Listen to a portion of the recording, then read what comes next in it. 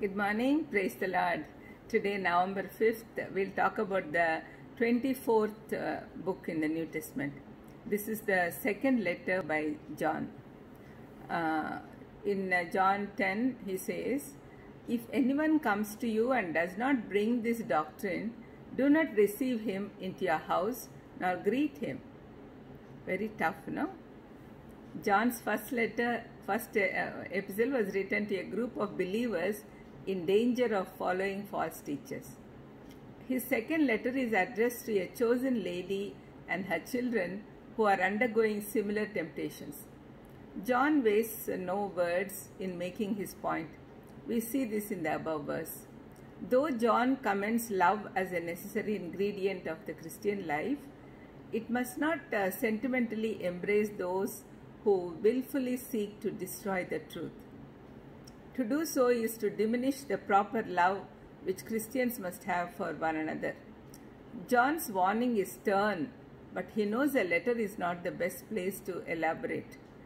He promises to deal more fully with the problem when he makes a personal visit.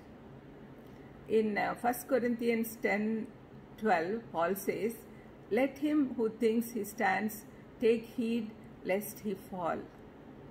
These words of the Apostle Paul could well stand as a substitute for John's epistle. In Matthew 24:24, Jesus himself says, he gives a warning against false teachings. "For false Christs and false prophets will rise and show great signs and wonders to deceive, if possible, even the elect." Jesus warned that even the elect who think that they are steady could fall.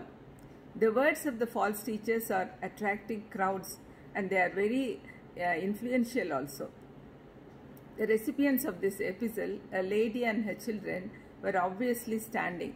They were walking in truth, remaining faithful to the commandments they had received from the Father.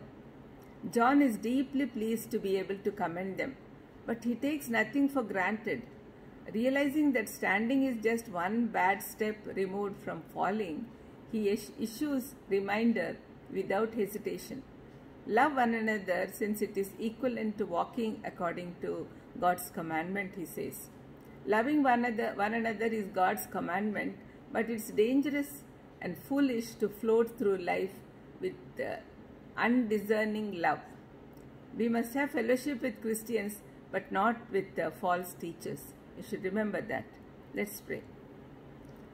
Please, Lord, you are the one who gives wisdom and discernment too. Please fill us with your wisdom and understanding. In Jesus' precious name I ask. Amen. Amen. God bless you.